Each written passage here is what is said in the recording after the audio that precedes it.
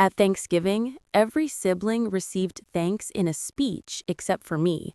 I smiled, took a photo, and quietly slipped away. That evening, my mom called, sobbing after reading my caption. My name is Rachel Monroe. I'm 26, and if you think you know how this ends, stay tuned. What happens when silence at the dinner table speaks louder than the speech itself? The golden glow from the chandelier bathed the long table, laughter mingling with the sound of clinking crystal glasses, and the smell of roasted turkey filled the air. Dad raised his glass, his voice full of pride. To my eldest son for his new house, to my daughter for her promotion, and to our youngest for always bringing joy to our lives. Applause, cheers, smiles, but no mention of me. I sat there, the edges of my smile wavering but steady. I wasn't surprised anymore. I had been overlooked for years. My art dismissed as a hobby, my side business ridiculed as child play, my quiet sacrifices erased. Tonight was just confirmation. So I did what they least expected. I lifted my phone, snapped a photo of the glowing table, all of them smiling, glasses raised, and slid my chair back. The scrape of the chair against the hardwood cut through their laughter for a brief moment, then faded, as if I'd never been there. Outside, the November air bit at my skin, but it brought something new, clarity. That night, I posted the photo with a simple, sharp, undeniable caption.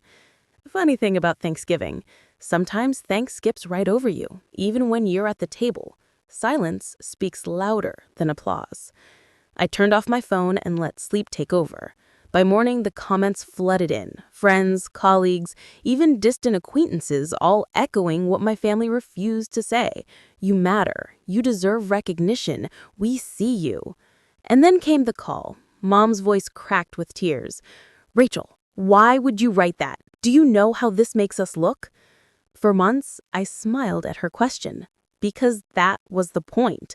Mom's sobs filled the line, but they weren't the tears I had spent my life waiting for.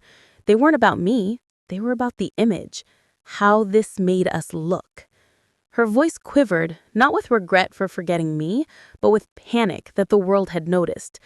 Elena, she said, fumbling with my name as she always did when flustered. Your father didn't mean it. You're twisting this online. Just take it down. I kept my tone steady. I didn't twist anything. I wrote the truth. That's all. Her silence was like a blade. By noon, the caption had spread far beyond my circle. Friends left comments that felt like a comforting hand on my shoulder. Rachel has carried everyone for years. Shame on them for forgetting. Your worth isn't defined by their silence. My phone buzzed nonstop with support. The validation I had begged for at that same dinner table now came from people who actually saw me. But then came the backlash. A text from my older brother. Take it down. You're humiliating us. Family issues should stay private.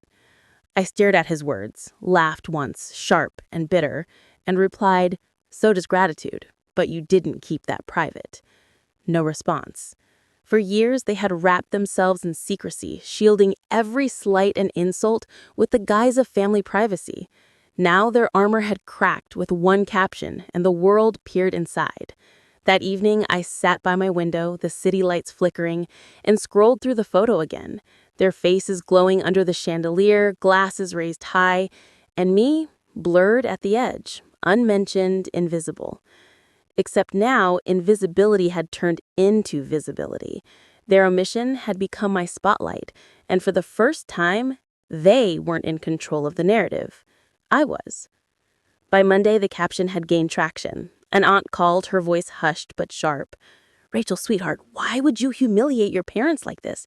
Everyone's talking. You know how hard they try.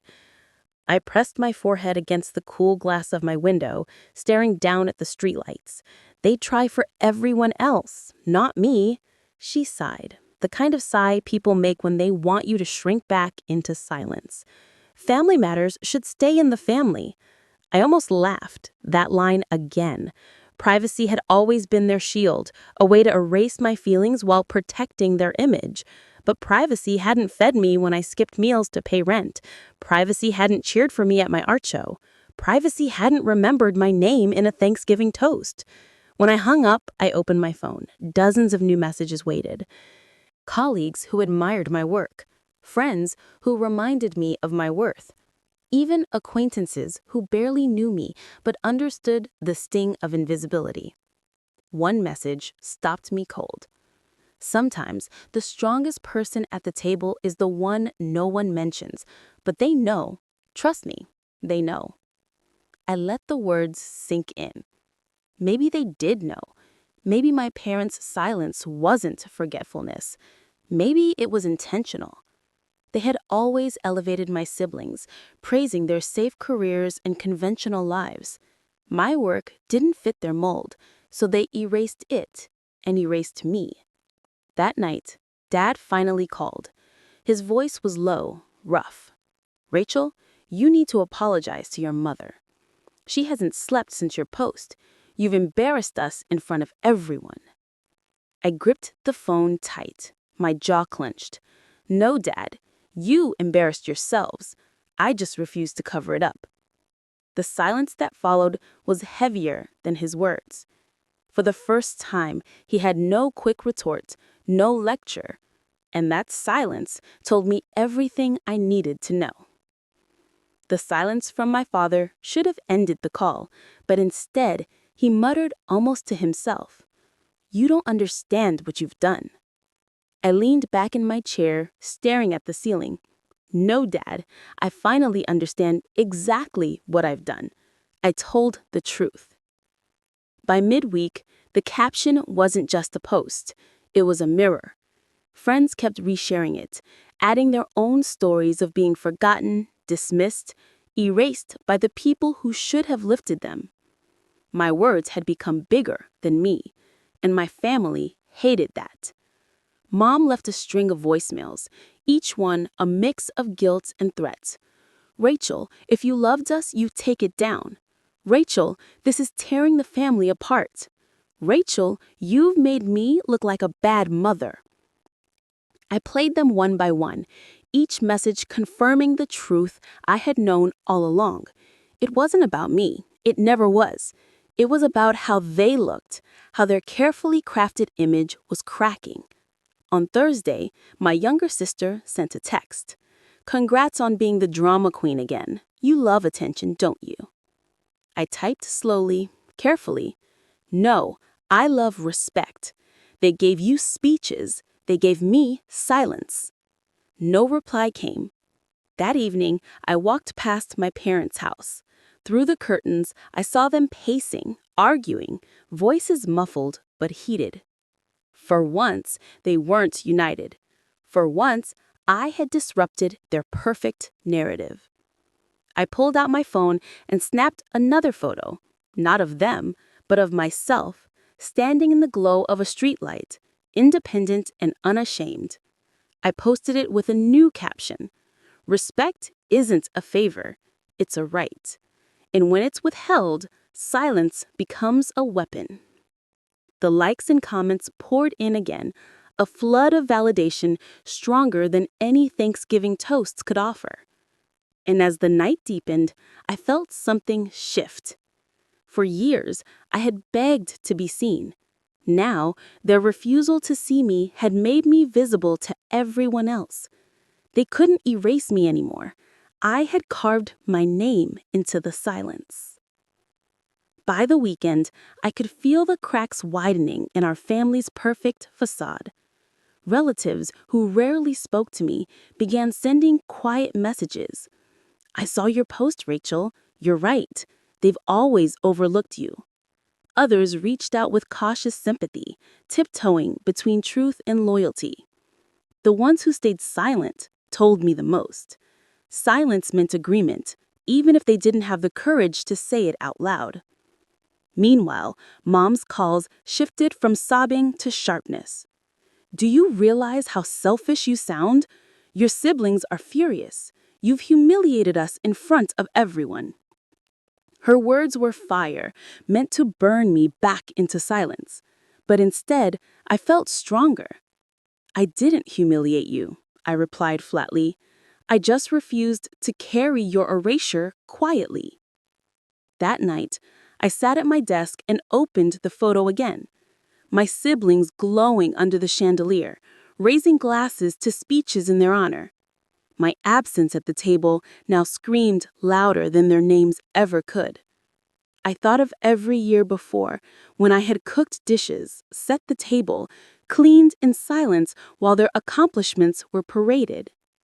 How many times had I told myself, next year will be different? But it never was. Thanksgiving wasn't a dinner. It was a stage, and I was never invited to step into the light. This year, I hadn't just stepped off the stage, I had burned it down. The caption, the photo, the ripple of attention, it wasn't about revenge. It was about reclaiming my narrative, the one they had silenced year after year. And as the support kept pouring in, I realized something. I didn't need their speeches. I had found my own voice, and it was louder than any applause. By the sixth day, the tension had become unbearable for them. Dad left a terse voicemail this time, stripped of his usual authority. "Rachel, just come home. We'll talk about it at the table. Enough of this nonsense." The irony stung. He wanted me back at the same table where I had been invisible, the same table where every speech had skipped over me as if I weren't even breathing. Now, suddenly, my absence mattered. But I wasn't rushing back to fill a chair. Instead, I poured my energy into my work. My boss had seen the viral caption, not the family drama, just the strength in my words, and offered me a new project lead. My colleagues congratulated me, their respect evident, their support genuine. Recognition from strangers and coworkers felt richer than any crumbs they had withheld. That evening, Mom sent a final text. "Rachel, this is breaking us. Take it down, please.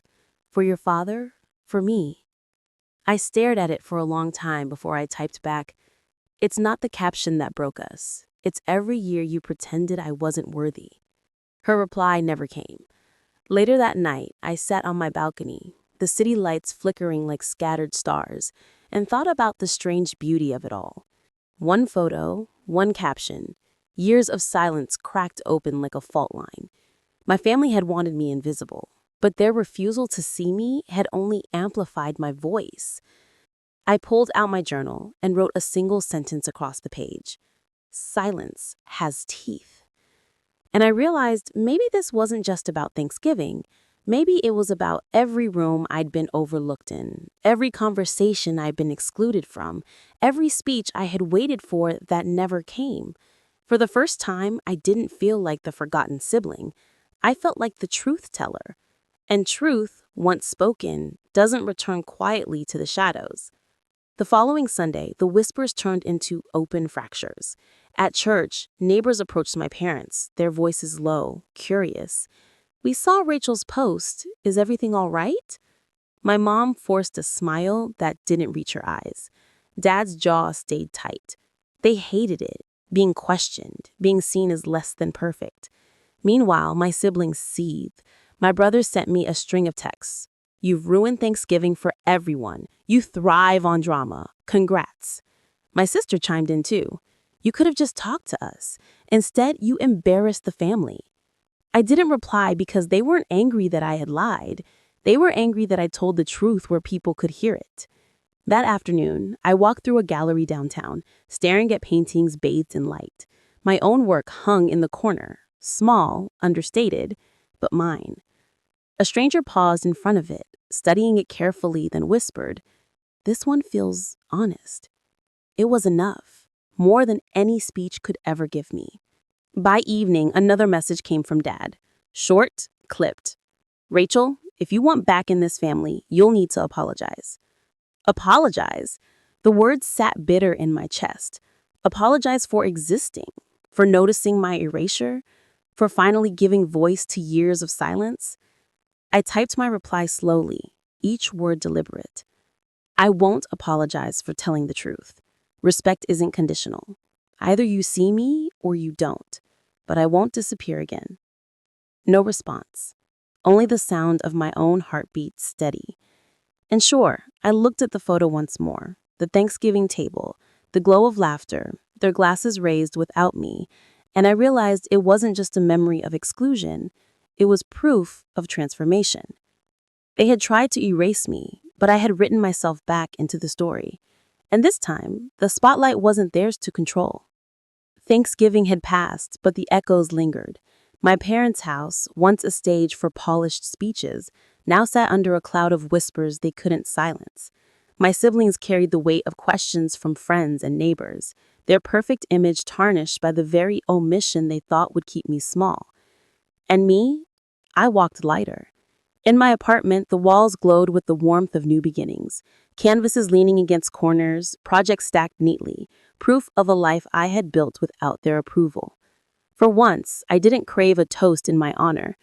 I had learned that respect built on conditions isn't respect at all. One evening, I lit a candle, the flame flickering across the photo that started it all. Their faces frozen mid-laughter, their glasses raised without me. A scar and a victory, all in one frame. My phone buzzed with another message from Mom. This one wasn't anger, denial, or begging, just 5 words. We never meant to hurt you. I stared at it for a long time, but maybe they hadn't meant to. Maybe they had.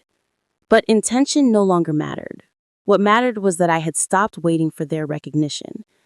I set the phone aside and whispered to myself, I see me. And that's enough. Outside, the city shimmered, unbothered, endless. I stepped onto my balcony, the wind brushing against my skin, carrying away the weight of years I had carried alone. Thanksgiving had taught me something my parents never could. Invisibility is only possible if you agree to stay unseen. And I had chosen differently. I had turned silence into speech, absence into presence, erasure into legacy, not through their words, through mine.